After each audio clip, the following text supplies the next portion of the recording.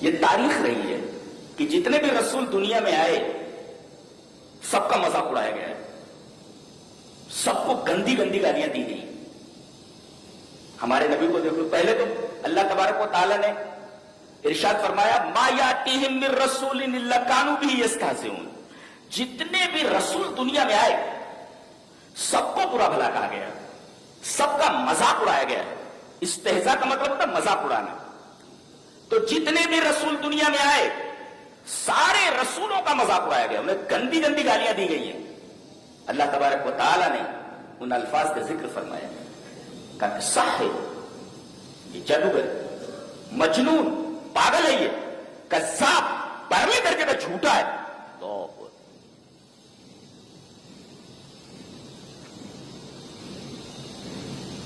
گالیاں کیسی دی گئی؟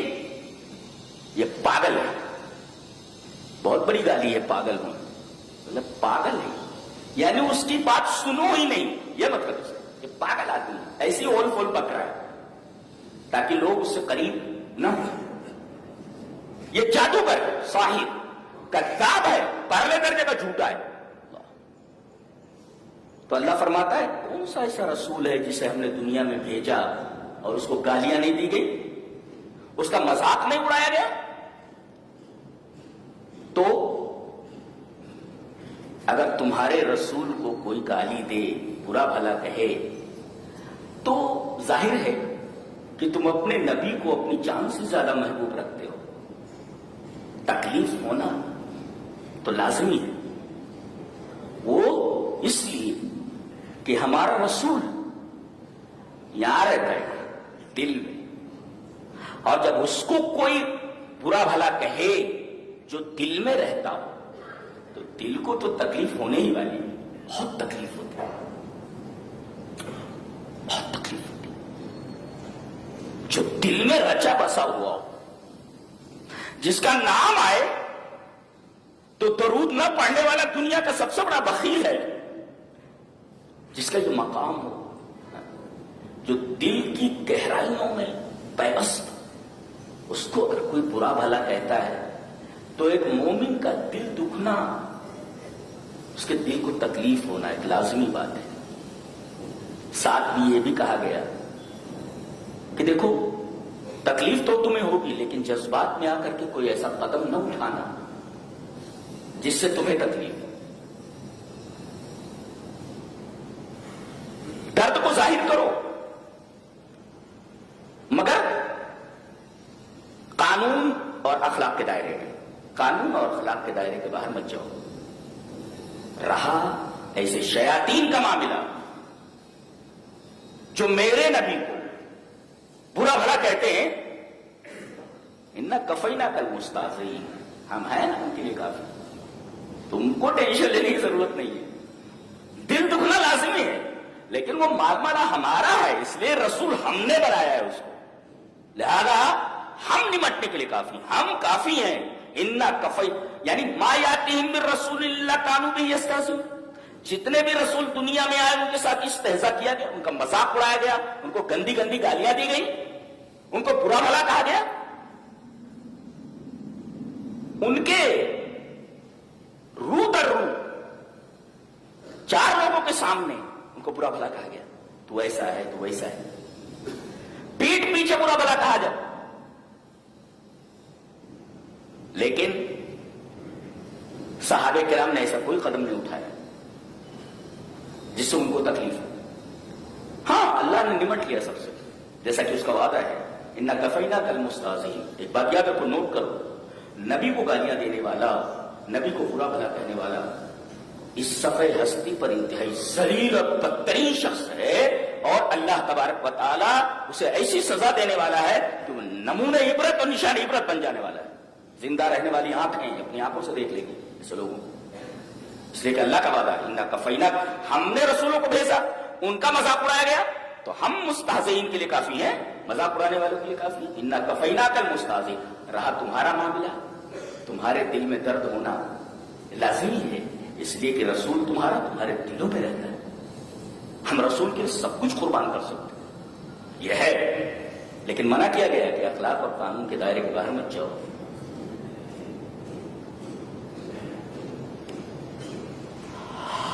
آج پوری دنیا میں تقریباً 180 کروڑ مسلمان ہیں.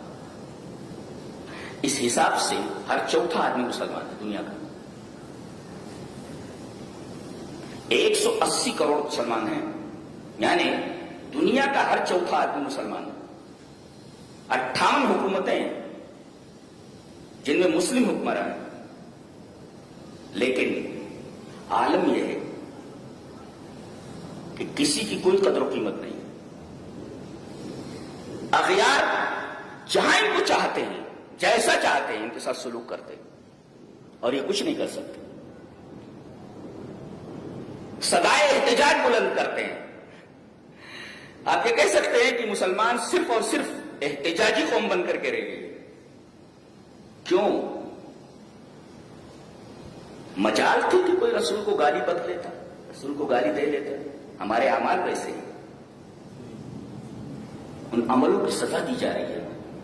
جی، سب سے برا عمل جو ہم لوگ کرتے ہیں وہ یہ جانتے کیا ہے؟ الذین آمنوا ولم یلبسوا ایمانهم بظلم اولئک لهم الامن وهم مهتدون. ہم نے ایمان کے اندر ظلم ملا لیا ہے. ظلم جانتے سب سے بڑا ظلم کون؟ سب سے بڑا ظلم شرک ہے. آج مسلمانوں کی اکثریت ایمان کے ساتھ شرک میں مبتلا ہے. بتائیے، آپ تو اللہ کی شان میں گستاخی کر رہے ہیں. شرک اللہ کی شان میں سب سے بڑی گستاخی ہے، تو آپ تو اللہ کی شان میں گستاخی کر رہے ہیں. دوسرے، اگر رسول کی بات کے مقابلے میں امام کی بات آ جائے تو ہم امام کی بات کو لے لیتے ہیں، رسول کی بات کو چھوڑ دیتے ہیں. تو ہم نے کون سی ایسی گستاخی ہے جو نبی کی شان میں نہیں کی ہے؟ توحید کے ساتھ ہم نے شرک کو ملا رکھا ہے. رسول اللہ صلی اللہ علیہ وسلم کے قول کے مقابلے میں پڑھو، رسول اللہ صلی اللہ علیہ وسلم کی بات کے مقابلے میں کسی امام کی بات آ جائے تو ہم رسول اللہ صلی اللہ علیہ وسلم کی بات کو اگنور کر دیتے ہیں اور امام کی بات لے لیتے ہیں.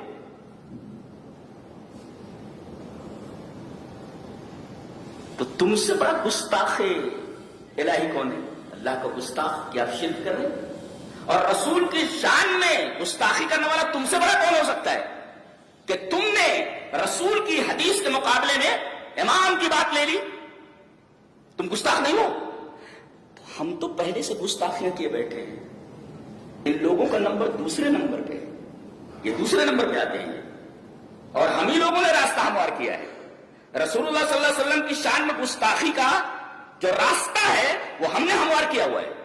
ہم کون سے بڑے اچھے ہیں؟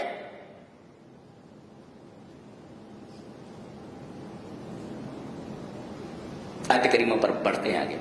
وَيْلٌ لِكُلِّ هُمَزَةٍ، مطلب مانے ایک تو ہے کسی کے رو در رو سامنے، چار آدمیوں کے سامنے کسی کا مذاق اڑانا، کسی کا عیب نکالنا، کسی کو برا بھلا کہنا، یہ ہمز. اور ہمز جب آتا ہے تو مبالغہ، یعنی اس کا کام ہی یہی ہے. جب دیکھو تب یہ پکارتا رہتا ہے، چلاتا رہتا ہے، بولتا رہتا ہے نا، ہمز. اور آگے تے بڑھا دیجیے، بولتا ہی رہتا ہے اور مبالغہ کر دیا گیا. اس کا کام ہی یہی ہے کہ رسول اللہ صلی اللہ علیہ وسلم کی ذات میں کیڑے نکالنا. کسی شاعر نے بہت اچھا کہا ہے کہ وہ نور بن کے زمانے میں پھیل جائے گا، تم آفتاب میں کیڑے نکالتے رہنا.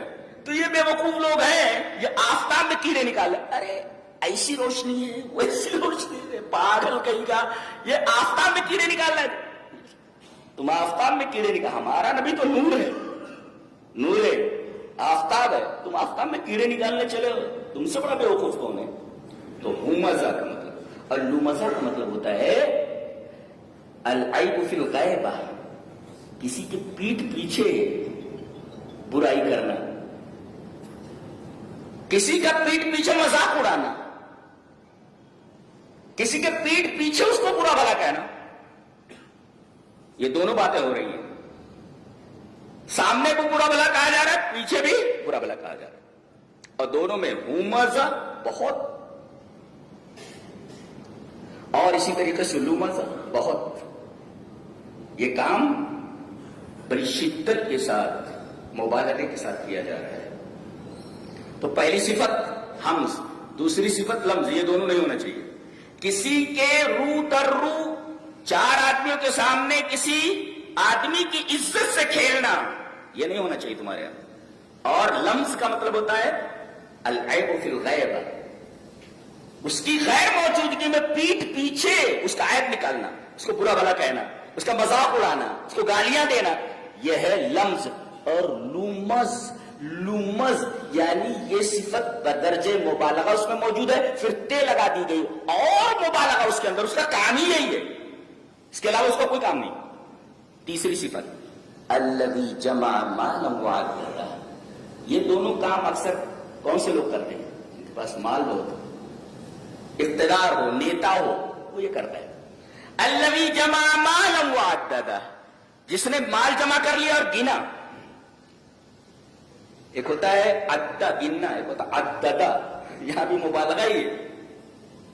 مال جمع کرنا، تجوری میں رکھ دینا، حقوق واجبہ ادا نہ کرنا، حرص، اور رات میں اس مال کے بارے میں تصور کر کے نیند نہ آنا اور بار بار تجوری کھولنا، وہ عددا اور گننا. ہاں کتنی گڈیاں ہیں ابھی، نوٹوں کی خوشبو آ رہی ہے. تو یہ ہے الذی جمع مالا، مال کو سینک سینک کر تجوری میں رکھ لیا، حقوق واجب ادا نہیں کر رہا، یہ ہے حرص. اور رات میں اٹھ کر کے گن رہا ہے اور نوٹوں کی خوشبو سے مست ہو جا رہا ہے، یہ ہے محبت. اور یہ دو چیزیں کسی دنیاوی چیز کے بارے میں آ جائیں تو بہت خطرناک بات ہے. بخیلی یعنی حرص، بہت زیادہ لالچ کسی چیز کے بارے میں، اور کسی چیز کے بارے میں حد درجہ محبت. اب یہ مال کے اندر حرص بھی آ گئی اور دوسرے محبت بھی آ گئی، بہت خطرناک چیز ہے.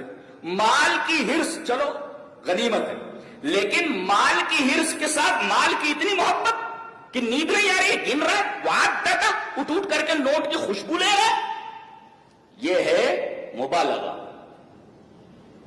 کہتے نہیں حشفن وسوء کیلۃ، عربی کا ایک مشہور مقولہ ہے جس کا اردو میں ہم لوگ کہتے ہیں، اردو میں ایک تو کریلا ویسے ہی کڑوا، دوسرے نیم چڑھا. ایک تو کریلا ویسے کڑوا ہوتا ہے اور دوسرے نیم کے اوپر چڑھا دو تو ایسے ہی حمز جو ہوتا ہے، حمز، وہ تو رو در رو کسی کی برائی کرتا ہی ہے، وہ کرتا ہی رہتا ہے. تو ایک تو کریلا ویسے کڑوا، دوسرے نیم چڑھا. لمز بھی ایسے ہی ہے، پیٹ پیچھے کسی کی برائی کرتا ہے، کرتا ہی رہتا ہے. تو ایک تو کریلا ویسے کروا، دوسرے نیم چڑھا.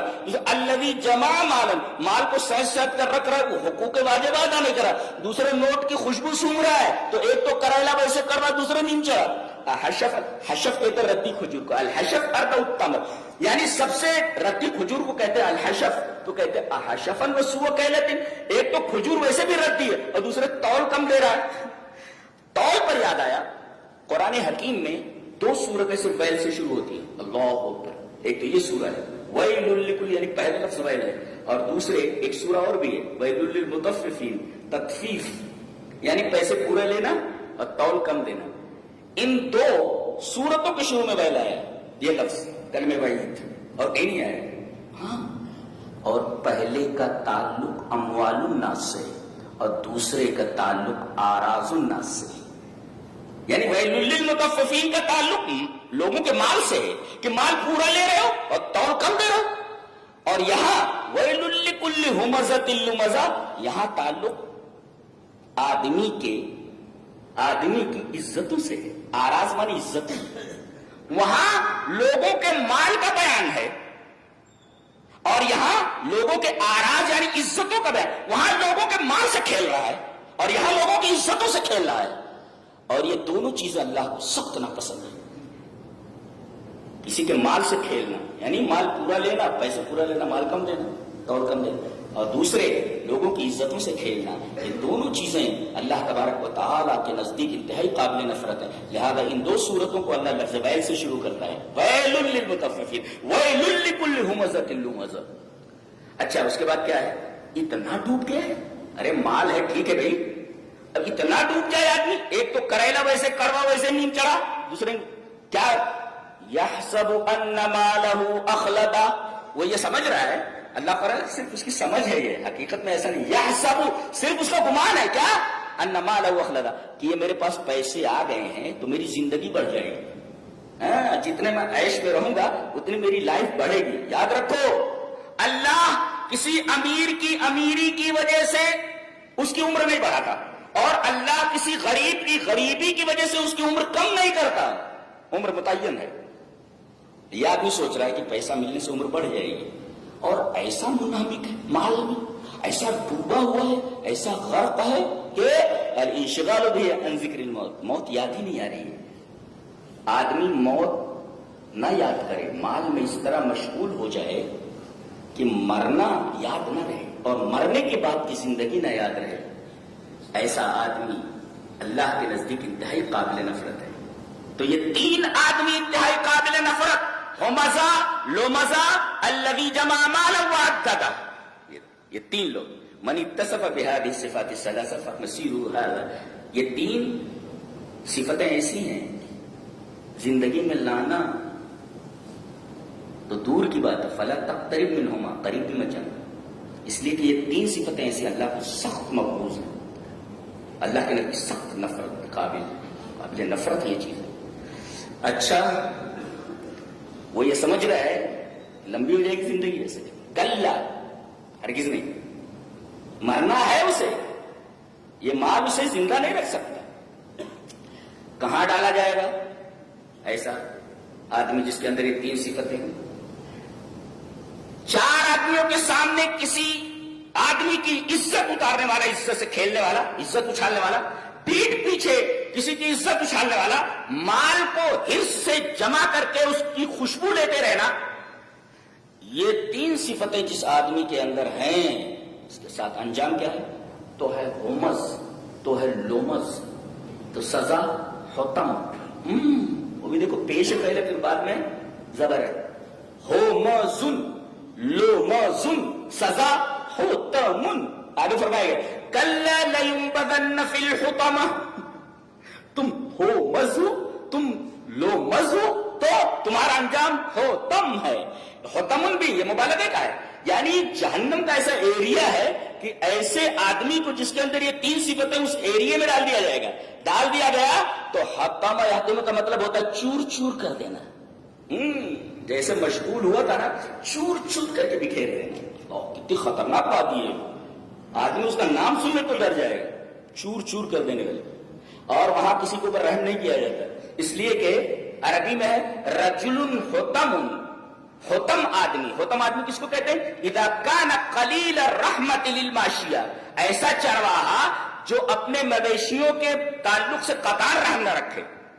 ارے بھائی بکری ادھر سے ادھر جا رہی ہے، آواز دیا، ہٹ ہٹ ہٹ گئی بکری، اب اس کے بجائے ڈنڈا لے کر کے اس کو پیٹتے رہنا، پیٹتے رہنا، ادھر کیوں گئی ادھر کیوں گئی۔ یہ ہے رجل حتم، اپنے مویشیوں کے تعلق سے کوئی رحم نہ رکھنا۔ تو یہ وادی جہنم کی ایسی ہے کہ اس میں ڈالے جانے والوں کو یہ قطعاً کوئی رحم نہیں ہے، قطعاً کوئی رحم نہیں ہے ان کے ساتھ، اتنی خطرناک وادی۔ اور حتمہ کا مطلب ہوتا ہے چور چور کر دینے والی، چور چور، آدمی کہ چور چور ہو جاتا اور مرے گا نہیں وہاں پہ۔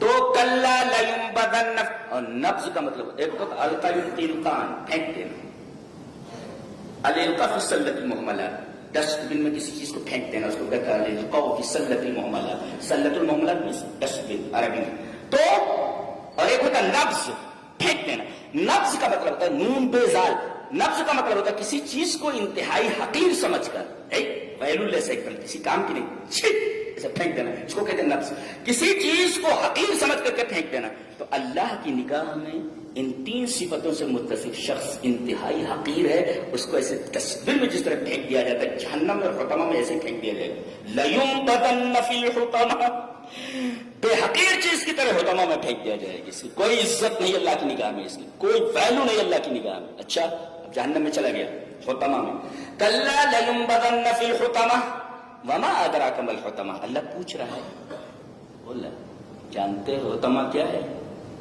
یہ یفید التحویل اس لیے لایا گیا ہے تاکہ آدمی کے اندر ڈر پیدا ہو جائے۔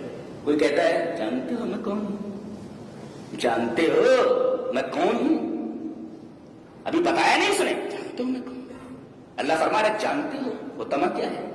یعنی آدمی ڈر جاتا ہے، یار یہ تو کوئی بہت ہی خطرناک آدمی ہے، کہہ رہا جانتے ہو میں کون ہوں؟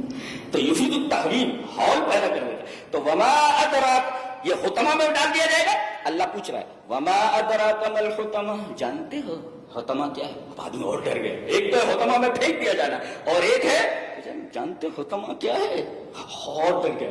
اب اللہ بتا رہے حطمہ کا جو ایریا ہے کیسا ہے.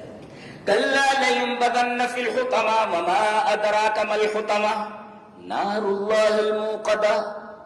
یہاں جو آگ جل رہی ہے اللہ نے اس کو جلایا ہوا ہے. پورے قرآن میں اللہ نے کہیں بھی آگ کو اپنی طرف منسوب نہیں کیا. نار اللہ نہیں کہا، اللہ کی آگ، صرف یہی ایک جگہ ہے. نار اللہ، اللہ کی آگ. اور الموقدہ سلگائی ہوئی، جانتے ہو اوقدہ اللہ، اس آگ کو اللہ نے سلگایا ہے.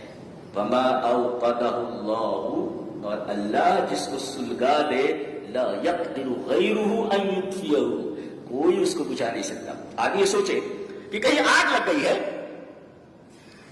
تو آدمی سوچتا ہے ارے بھائی آگ لگ گئی ہے، یہ مخلوق کی لگائی ہوئی آگ ہے تو مخلوق اس کو بجھا دے گی. مخلوق کی لگائی ہوئی آگ مخلوق بجھا دے گی. اللہ فرما رہا ہے یہ میری سلگائی ہوئی آگ ہے، کون بجھائے گا؟ نار اللہ الموقدہ. مخلوق کی لگی ہوئی آگ بجھ جاتی ہے لیکن میں نے اس کو سلگایا ہوا ہے، یہ بجھے گی نہیں ہے، بالکل نہیں. نار اللہ، اللہ کی آگ، الموقدہ سلگائی ہوئی، یہ ہم نے سلگایا ہوا ہے. یہ آگ بجھے گی نہیں، اس لیے کہ یہ مخلوق کی لگائی ہوئی آگ نہیں ہے کہ بجھ جائے، یہ خالق کی لگائی ہوئی آگ ہے، ہم نے لگایا اس کو. اللہ نار اللہ الموقدہ، یہ بجھنے والی نہیں کہیں. ویسے ڈرا دینے کے لیے کافی ہے. آگ تھوڑا سا کہیں ایسے کرنٹ لگ جائے، آگ لگ جائے، کئی دنوں تک اس کی حرارت، اس کی سوزش اس جگہ پر محسوس ہوتی رہتی ہے. کھچائے کہ ایسی آگ میں ڈال دیا جائے جس آگ کے بارے میں اللہ یہ فرمائے میں نے سلگایا ہوگا، اندازہ نہیں کر سکتا کتنی خطرناک آگ ہے. نار اللہ الموقدہ بتایا گیا ہے تو ایک میری سلگائی ہوئی آگ ہے. دوسرے اس آگ کی ایک اور خصوصیت ہے، ایک تو یہ آگ میری سلگائی ہوئی ایک خصوصیت، یہ مخلوق کی آگ نہیں ہے. اور دوسرے یہ آگ ایسی ہے کہ یہ دل تک پہنچ جاتی ہے. فواد کی جمع افئدہ، دل تک. کیا مطلب ہے اس کا؟ دل تک پہنچ جاتی ہے. تجزیہ یہ ہے کہ کسی آدمی کو اگر آگ لگ جائے تو آگ کی حرارت، آگ کا اثر دل تک پہنچنے سے پہلے ہی وہ مر جاتا ہے، ٹیم بول جاتا ہے، مر گیا. آدمی کو جلا دیا جائے، آدمی کے بدن میں آگ لگا دی جائے تو آگ کا اثر پہلے بدن کے اوپر ہوتا ہے. قرآن حکیم یہ بولتا ہے کہ دنیا کی لگائی ہوئی آگ دل تک نہیں پہنچ پاتی، اس سے پہلے ہی آدمی مر جاتا ہے. لیکن ہماری جلائی ہوئی آگ اتنی خطرناک ہے کہ وہ دل تک پہنچ جائے. بدن تو برداشت کر ہی نہیں پاتا، دل کیا برداشت کرے گا آگ کو؟ دل تک پہنچ جائے گا. دل ویسے بھی بہت نازک ہوتا ہے. اور یہ بتایا گیا اسی دل کے اندر یہ ساری خباثتیں تم نے پال رکھی ہیں. یہی دل ہے کہ یہیں سے اٹھتا ہے تو دماغ میں آتا ہے نبی کو گالی دو، یہیں سے بات اٹھتی ہے کہ نبی کو برا بھلا دو، یہیں سے بات اٹھتی ہے نا. آگ کو ہم یہیں تک پہنچائیں گے، جہاں سے یہ تمہارے برے خیالات اٹھ رہے ہیں وہیں ہم آگ کو پہنچا دیں. کیوں؟ یہ آگ دل تک کیسے پہنچے گی؟ اس لیے کہ آدمی بدن میں آگ لگنے کی وجہ سے دل تک آگ کا اثر پہنچنے سے پہلے مر جاتا ہے. لیکن جہنم میں موت نہیں ہے، لہذا آگ کا اثر دل تک تو پہنچنے ہی والا، مرے گا نہیں نا. یہاں تو آگ کا اثر دل تک پہنچنے سے پہلے ہی ٹے بول گیا، مر گیا. لیکن جہنم میں موت نہیں آنے والی. جب موت نہیں آئے گی تو بدن سے ہو کر کے آگ کا اثر دل تک لازمی طور پر پہنچنے والا ہے. اللہ، آگ کا اثر بدن کا برداشت کر سکے، دل جیسی کمزور چیز اس آگ کو کیسے برداشت کر سکے؟ یہ اندازہ لگا یہ کتنی خوفناک سزا ہے، یہ کتنی خوفناک آگ ہے.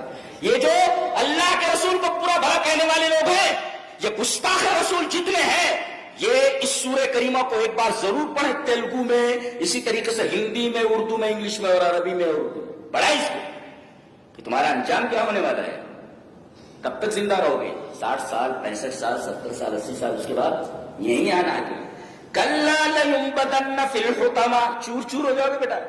وما ادراک ما الحطمہ، آ جاؤ یہاں، نار اللہ الموقدہ، یہ اللہ کی اسپیشل جلائی ہوئی آگ ہے، اور یہ دل تک پہنچ جانے والی آگ ہے۔ دنیا میں آگ دل تک نہیں پہنچتی۔ التی تطلع علی الافئدہ، اور کوئی چیز نیچے ہو، جیسے اسے نا کوئی چیز نیچے ہو، نیچے سے آئے تو اتنا اثر نہیں ہوتا جتنا کہ اوپر سے آئے۔ کہا گیا تطلع علی الافئدہ، دل کے اوپر ایسے دیکھے آئے۔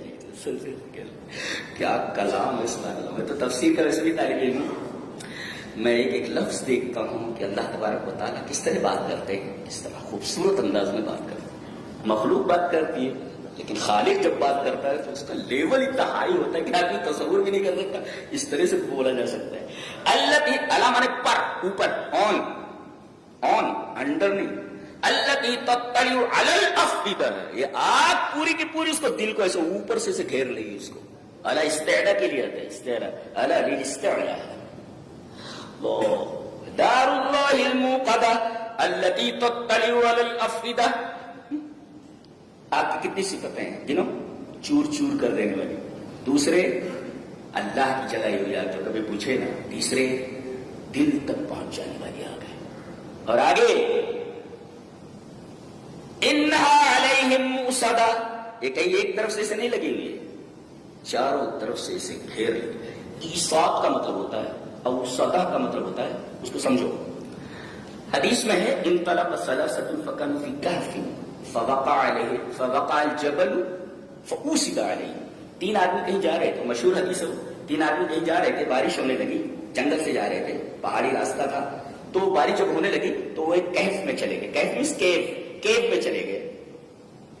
اب کیو میں گئے کہ بارش سے بچ جائے، اچانک فوقع الجبل علی کہفہم، وہ اوپر سے ایک چٹان سرکی اور غار کے منہ پر آ گئی۔